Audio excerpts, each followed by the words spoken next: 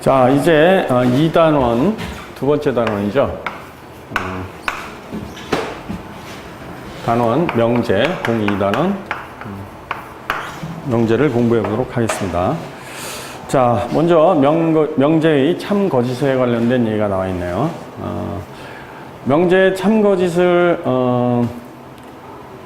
얘기하기 위해서 먼저 명제라는 용어에 대해서 짚어봐야 되겠죠. 어떤 주장이나 판단을 나타내는 문장 중에서 참인지 또는 거짓인지를 명확하게 구별할 수 있는 것. 예를 들어서 명제를 이제 소문자 P로 잘 나타내는데 0은 짝수가 아니다. 그러면 이 명제는 거짓이 되겠죠. 0은 짝수이니까 거짓이 돼서 이것도 거짓인 명제다. 그래서 명제가 된다라는 사실을 정리해 두시면 되겠고요.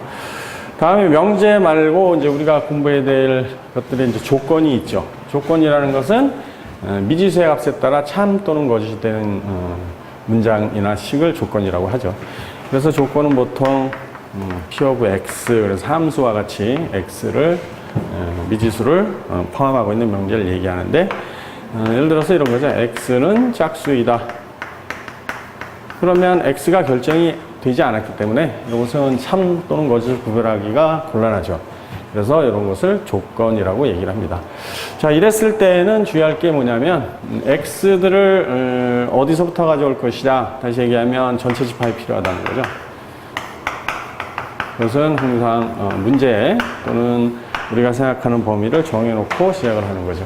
전체 집합이 자연수의 집합이라면 X는 2, 4, 6, 8 이렇게 나갈 거고요. 전체 집합이 정수의 집합이면 이 X에 들어가서 참이 될 것들은 방금 말씀드린 자연수도 있지만 0과 마이너스 2, 마이너스 4와 같은 정수도 포함이 되는 거죠. 그래서 문제에 주어진 전체 집합이 중요하다라는 얘기를 정리해 두시고요. 다음에 가정과 결론. 가정과 결론이라는 것은 방금 말씀드린 조건이 가정과 결론으로 연결된 것을 조건으로 이루어진 명제라고 합니다. 물론 이제 조건이 아닌 것도 명제들을 가정과 결론으로 연결할 수 있지만 우리가 주로 다루게 되는 것은 P of X라는 조건과 Q of X라는 조건이 가정과 결론으로 연결이 되면 어떻게 될 것이냐 하는 것을 주로 다룹니다. 예를 들면 이런 거죠.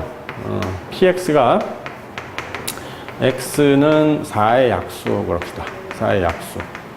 그러면 자연수 전체 집합을 자연수의 집합을 전체 집합으로 뒀을 때 이 X에 들어가서 참이 될 거는 4의 약수니까요. 양의 약수 1, 2, 4가 되겠죠. 또 이번에는 Q of X. X는 8의 약수라는 명제를 생각을 해봅시다. 조건이 되겠죠. 자, 이랬을 때 X에 들어가서 참이 될 거 8의 약수를 모아놓으면 1, 2, 4, 8이 될 것입니다. 자, 그런데 이것을 가정과 결론으로 한번 묶어봅시다. X는 4의 약수이면 X는 8의 약수이다. 4의 약수들은 모두 8의 약수니까 참이 되겠죠. 그래서 이렇게 조건은 명제가 아니지만 조건을 가정과 결론으로 연결을 하면 명제가 된다. 라는 사실을 또 정리를 해 두시면 되겠습니다. 자, 이랬을 때 가정과 결론을 연결을 한 명제가 참이 되면 앞으로 우리는 두 줄로 표현을 하기로 하고요. 또 거짓이면 참이 아니다. 또 어떤 명제는 P이면 Q이다가 참이고 Q이면 P이다가 참이 될 수가 있습니다. 그랬을 때는 화살표를 양쪽으로 해서 표현하기로 한다라는 거죠.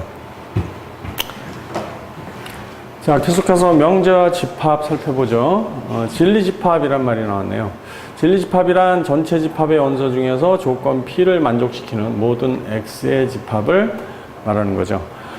방금 예를 들었던 것을 다시 한번 들어보면 P of X가요.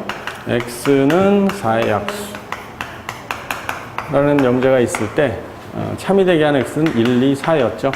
다시 얘기하면 1, 2, 4를 모아놓은 집합을 조건 P의 진리집합이다. 그래서 대문자 보통 P로 나타내기로 약속을 한다 이 얘기입니다. 또 Q도 있었죠. Q of X는 8의 약수했을 때 그럼 이 경우 진리집합 Q는 어떻게 될까요? 8의 약수를 모아놓으면 되니까